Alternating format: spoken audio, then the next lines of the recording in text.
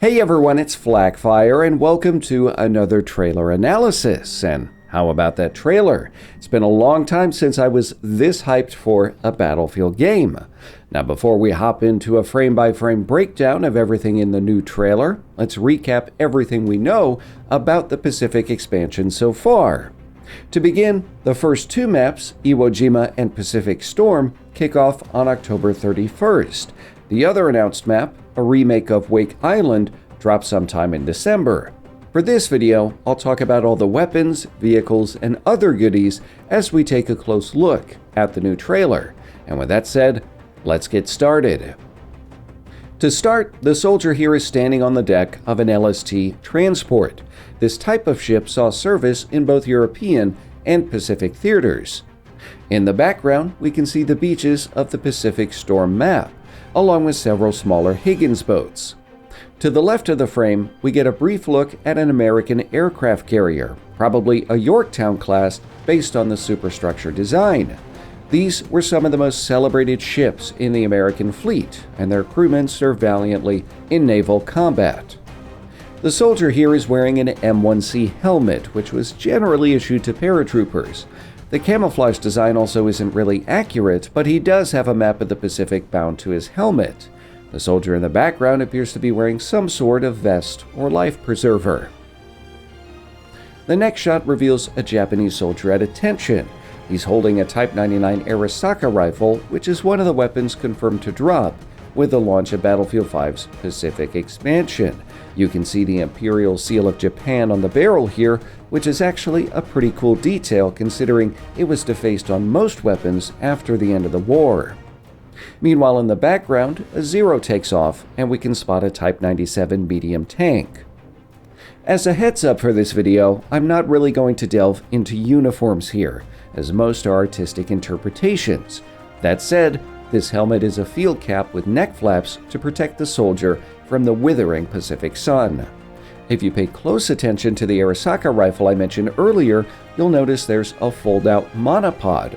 It's not clear yet if that's just for looks or it'll actually be a weapon customization.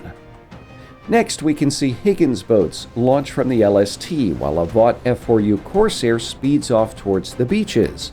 The following shot reveals a light transport for the upcoming expansion. Motorboats will now allow players to hop quickly from island to island and flank around enemies. Those on board the boat spot some hostile soldiers and quickly engage them. The weapon that we see in use here is the Type 97 LMG, one of the weapons that'll be added later in Tides of War. On the shore, we can see this soldier is holding a Browning automatic rifle, while this one is holding the M3 grease gun. Both of these weapons are also Tides of War unlocks. The M3 will also apparently have an option for a suppressed version, according to promotional material on the Battlefield website. The next shot shows soldiers landing from Higgins boats on the shores of Pacific Storm. This map is based on the invasion of the Marshall Islands during World War II, and you can see a soldier climb over the side of the transport instead of running straight out once the ramp drops. Opposing the American soldiers, the Japanese occupy bunkers, which won't make the job easy. However, for this scene, we're on Iwo Jima. Japanese soldiers are huddled in a concrete emplacement, the type used to mount AA guns or light artillery. The apparent commander, who's equipped with a Type 100 SMG, orders the soldier to assault an American T-34 Calliope tank with a lunge mine. Now, the T-34 sports 60 launch tubes for M8 rockets, plus the punch of a 75mm gun. If you look closely, that tank is named Edward Thatch, but you'd probably know him better as the Pirate Blackbeard. In case you missed it, the T-34 is a reinforcement vehicle for the Americans, while the lunge mine is an explosive gadget for the assault class and will arrive as a Tides of War unlock. Typically, lunge mines were suicidal anti-tank weapons, but it looks like it won't necessarily kill you in Battlefield 5. In this shot, Mount Suribachi towers in the distance as a Sherman tank fitted with a flamethrower rolls up. The Sherman in Battlefield 5 is said to have an extensive specialization tree, but here it's geared up to flush out dug-in enemies. To counter this, Japanese have access to the Type 97 tank. Similarly, this soldier is equipped with the M2 flamethrower. The flamethrower in Battlefield 5 is a battle pickup and can be found on the maps. Next, we see Japanese artillery dug into the base of Mount Suribachi. There are at least 3 guns, and they appear to be part of a larger underground complex. Iwo Jima was well known for the extensive underground defenses built into the mountain, and they were a major reason it was so difficult for the Americans to rout the Japanese during the battle. Here's our first look at the new Japanese elite soldier in Battlefield 5, Keisuke Nakamura. According to the Battlefield website, he is, quote, an experienced, tactical, and natural-born commander who always finds the perfect moment to strike, end quote. Like the other elites, Nakamura has an unlockable melee weapon. His is a Hachiwari, which has its roots in samurai culture. The coastal guns here appear to be Type 10 120mm guns, which historically perform both artillery and anti-aircraft roles. It does appear you will be able to use these guns in Battlefield 5, and at least one of them looks like it has a line of sight on the Americans landing at the beaches. The next shot showcases the Vought F4U Corsair. This carrier-based aircraft had foldable wings, and this particular model is sporting a football-style ADF antenna and a birdcage canopy. After takeoff, the pilot shoots down a Japanese Zero, and the next shot reveals you can equip it with underwing rockets. Meanwhile, a call for help crackles over the radio, and the pilot spots a Japanese Ki-147 Igo air-to-surface missile. This rocket-powered weapon carried an 800-kilogram warhead and was designed to be dropped from a bomber and then guided to a target. In Battlefield 5, it is a reinforcement, and it functions similar to the German V1 and the American JB2. Interestingly, DICE had to record a new sound for this reinforcement, as its power plant differs from the other flying bombs. Not content with the bomb hitting a ship or troops on the beach, the pilot lines up his Corsair with the bomb and bails out at the last possible moment.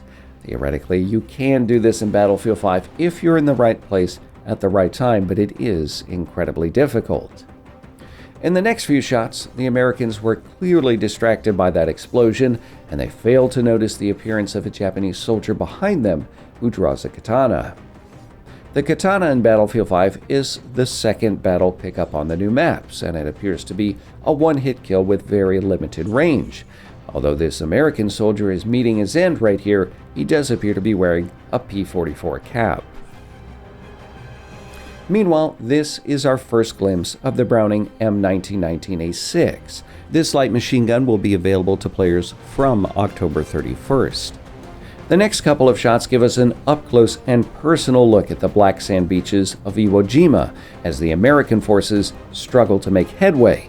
From the looks of it, a couple LSTs are located on shore with their ramps down, ready to disembark tanks.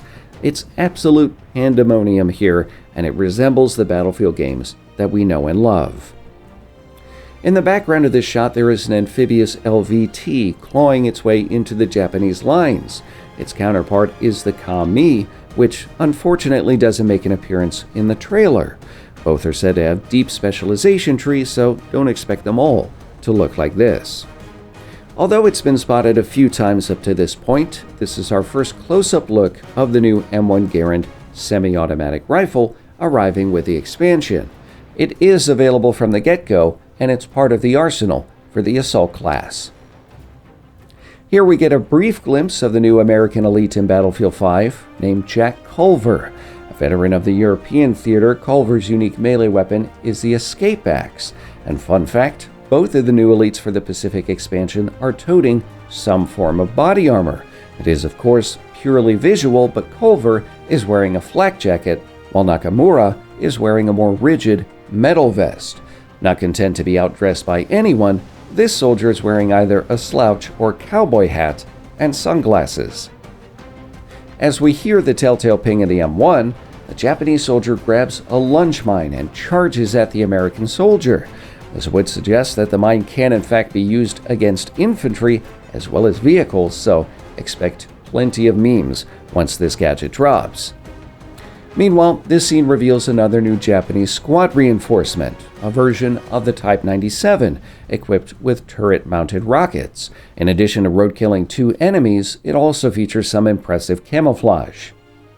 The parting shot of Iwo Jima showcases the sheer size of the map, which stretches across a vast swath of the island. And at the end of the trailer, we also get a little teaser, which showcases the ASM-N2 glide bomb being dropped over an obvious Wake Island. The general layout of the map looks similar to previous renditions of Wake Island, so Battlefield veterans should feel right at home. Lastly, we didn't really see them in the trailer, but DICE is adding 2 light transports with the Pacific expansion. These are the Willis Jeep for the Americans and the Kurogane Type 95 Scout Car for the Japanese. Other confirmed weapons coming down the road include the Nambu Type 2A, Jungle Carbine, and the Type 94 and Model 27 sidearms. And that's about it. What did you think of the trailer? What was your favorite part? And can you tell me if I missed anything? Leave me a note down below in the video comments. If you enjoy this kind of Battlefield content, please consider leaving a like, subscribing, and turning on notifications to ensure you're getting the latest Battlefield news. Also, make sure to connect on social media with the links in the video description. And as always, thanks for watching.